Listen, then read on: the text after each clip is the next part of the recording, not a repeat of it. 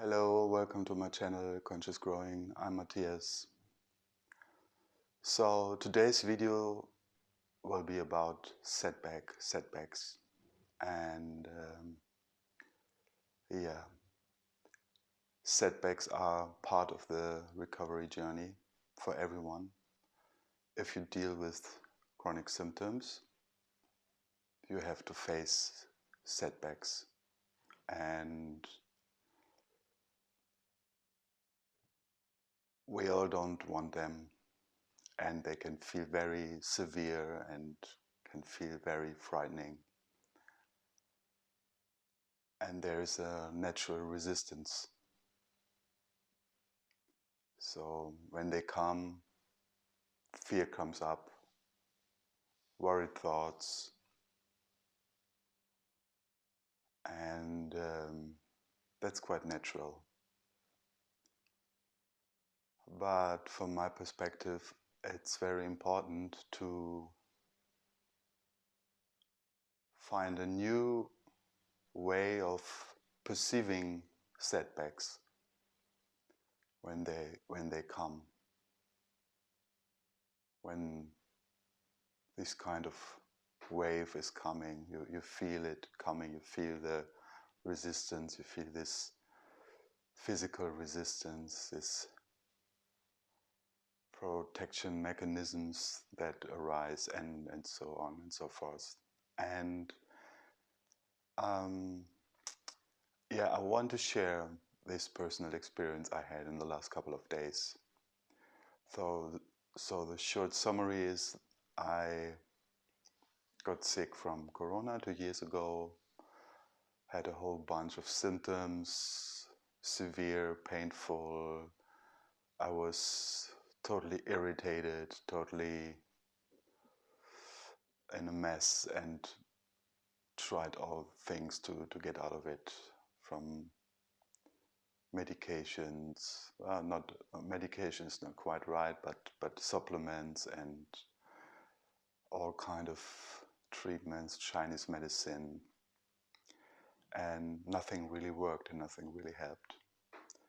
So on this path to work on my nervous system, to see that the hypersensitive nervous system is the main issue of all the symptoms. This high alertness is just the main frame, and everything else is just under the umbrella of these nervous system reactions. So about 2.5 weeks ago, I got a new infection, a new corona infection. And as I said early on, I was prepared for that, and I was okay with that as far as I can say. And I also was able to dive through it quite good. I accepted it. I said, okay, you're sick now. You have a virus. You have to rest more. There might be some unpleasant waves, and you have all the tools to come through it. And there was some kind of confidence to go through it. Lots of good support, and so I went through it. But now here's the funny point. It is kind of funny, of course. For me it wasn't funny, but with some distance it's funny maybe. So what I'm trying to point out is that after the acute virus had gone and I already started to feel better physically, the fear came back and this hyper alertness came back, and my nervous system and fearful thoughts were under the roof, and my rational brain couldn't understand it. I thought, the threat is over. It was so obvious that past the hardest part of it. So why is this happening? And also some old symptoms came up again from the first infections 2 years ago, similar symptoms. And the whole time I was kind of thinking to myself, wait a minute, this is some thought of repetition, but it hasn't something to do with the virus itself, but just the fear about the virus or the fear about the sensation that came up, not the virus itself. So, in other words, my brain was operating on false informations again.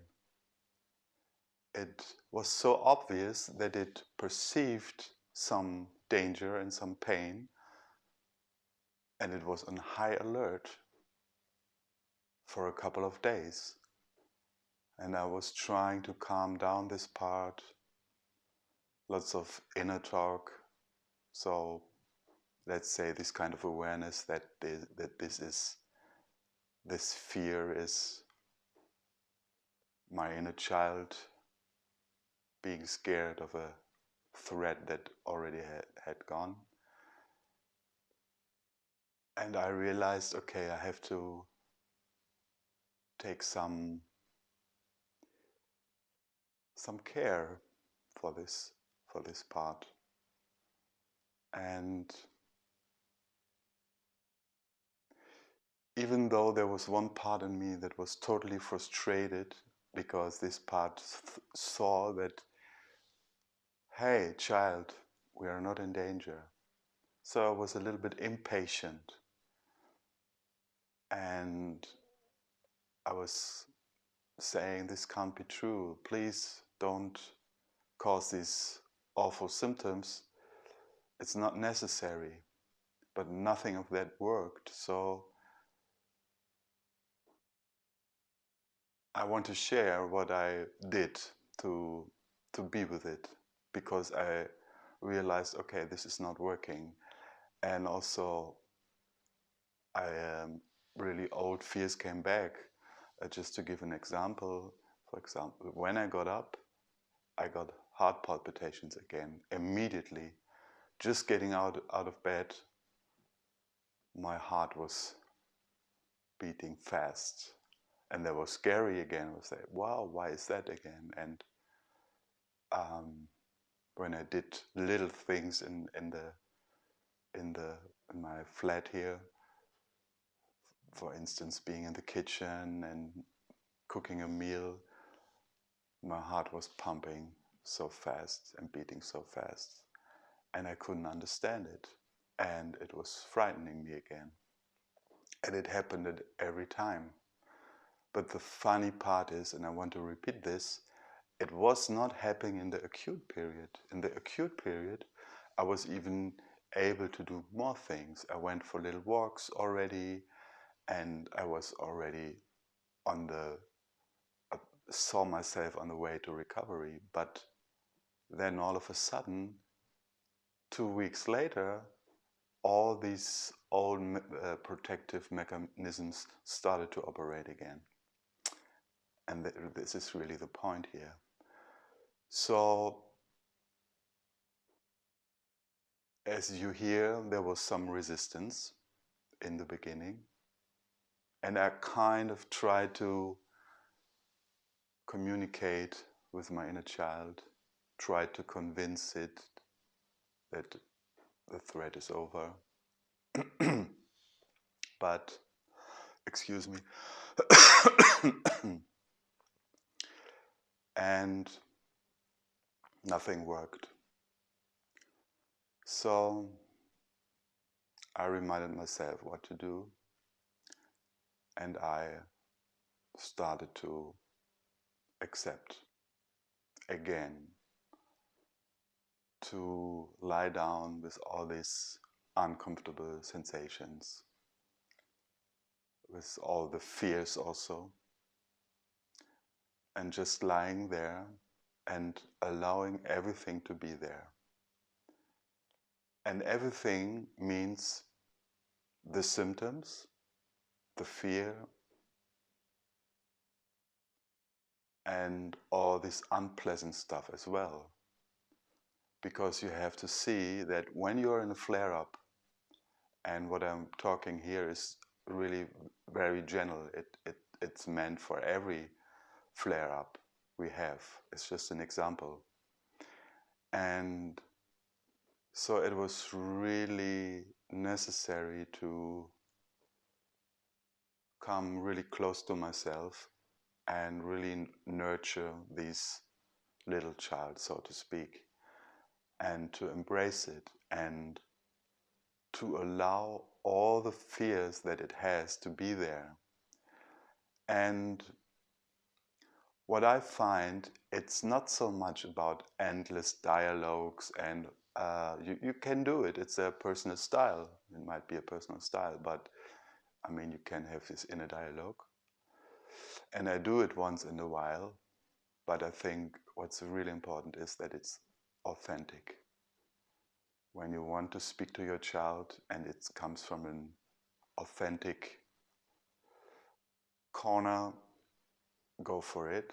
But what I discovered, and what I not only discovered, what I practiced again, was to accept just the energy, to accept the fear, to accept the anger about it. There was anger. Wow, this is not working. I'm doing my best. Why isn't it working? And I'm so strong, but why is there these severe symptoms? So really to lie down or sit, however you like. I did it while lying down. Really to accept every aspect that it has. And this child was so scared. And so I allowed to let the fear be there, to let the symptoms be there. And what really helps me a lot is, and I have to repeat it, is the Claire Week's book. I talked about it in another video. And these principles help me to dive through it. In other words, the main thing is acceptance. And accept this is what she's referring, is like let everything be there, everything, all aspect that it has. And don't try to change it.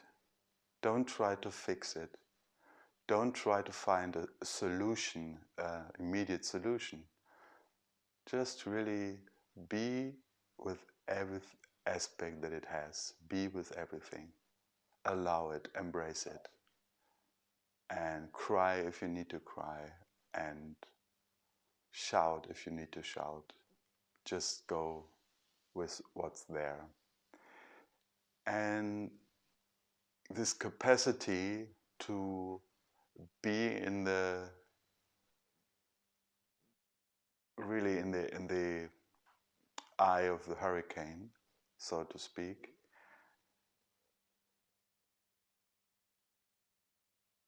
the things calm down sooner or later. As long as you don't run away, as long as you are brave enough to face your resistances, sometimes little miracles happen. And Claire Weeks, she says in her book, the setbacks are your friend, because in this period of time they teach you how to respond well and how to stay strong. And also, again, to understand and see that the sensations are very unpleasant at times, especially in setbacks. But the more you cultivate, or the more we cultivate this capacity of facing it right in the middle of the storm, the more we practice it, the less fear we will have. And also we will see it's not what it is in the beginning, because these fears just want some attention, just want our attention, nothing more. There's nothing to fix. We don't need to manufacture solutions. We don't need to find solutions, because we don't deal with mental illness. To know that we are actually okay and that there's nothing wrong with us. Nothing more that our brain still perceives some danger, and it has periods where it can be on high alert. Even here we don't need to understand the background. We don't need to ruminate and find out why me, why now? I was doing so good the last 3 days. Why is it happening now? It doesn't matter. It really doesn't matter. Because when you try to find out why this is happening, you give all your energy into it, and this creates brain smog, really. Because this is something I observed. The more I'm trying to find solutions, the more I'm ruminating around it, the more brain fog I get, the more hypersensitive I get, the more fatigued I get. So the suggestion is to do the opposite. And it feels unnatural first, but then when you are able to do it more and more, especially in the setbacks, especially when you're in the middle of a wave, and you try to find inner strength to dive through this wave, to be with this wave, to be on top of the wave, then eventually it will leave you. There's no other way. And it's a very simple fact in the end. It's nothing more than energy. And this kind of energy is blocked in fear, and some call it trauma. And it is trauma. We all have trauma. But the question is, do I, doing all this trauma work, trying to find the solution why I'm in these states right now, or I do work with them in the here and now, being as kind as possible, being as gentle as possible, facing my symptoms, as long as they need attention. I sometimes do it for hours, the whole day. I feel it's such a day today. So it's not so much about doing these things outside. It's very important too, but there are times where this inner work is more important. And we have to learn to listen when it calls our attention. Then we have to give as much as attention as needed. And for all of you that have own children, you know how it works. And this inner child in us is just scared at times. And sometimes the adult in us doesn't see it, doesn't understand why this is happening. And yeah, so the most simple thing is just to allow the energies to be there. Stay calm, be the adult you always wanted to have. Maybe when we were in difficult situation as childs, we didn't have this protection. And this is the reason why we have to go through it now.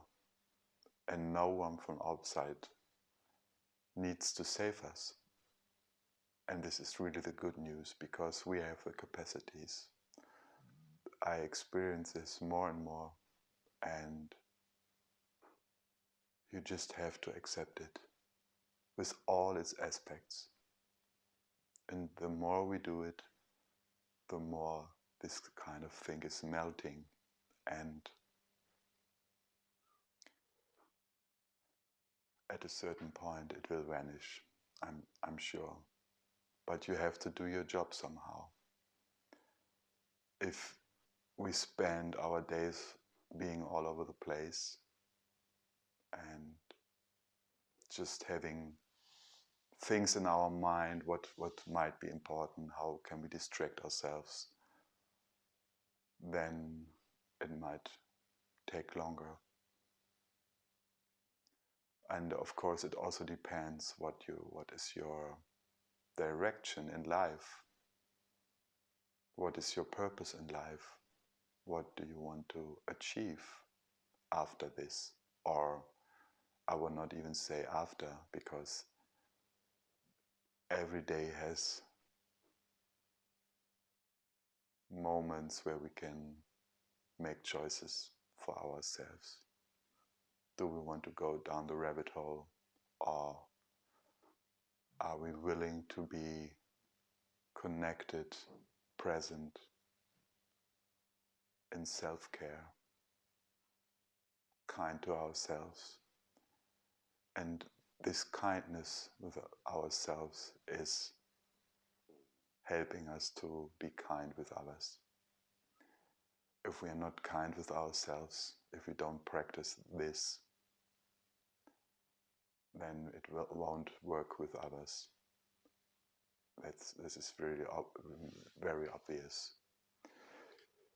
So, in other words, this so-called obstacles, the pains, the sensations, the setbacks, are possibilities to reconnect with ourselves, to come home, to nourish ourselves. And